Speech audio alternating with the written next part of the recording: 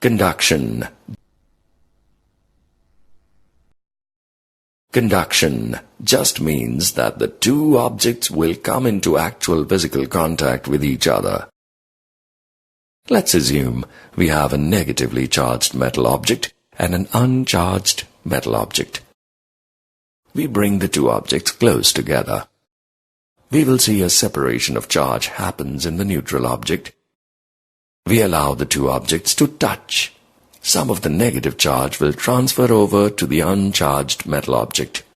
This happens since the negative charge of the first object are repelling each other by moving on to the second object.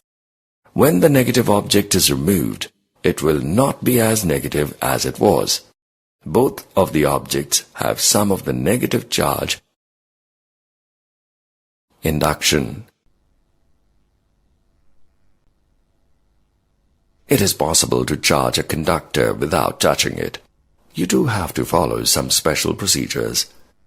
Most important is the use of a grounding wire. A grounding wire is simply a conductor that connects the object to the ground. The earth can both gain or donate electrons as needed. The neutral object is on an insulated stand. It also has a ground wire attached to it. We bring a negative object nearby. This will cause the electron to be pushed as far away as possible. And since they are free to move, they do just that.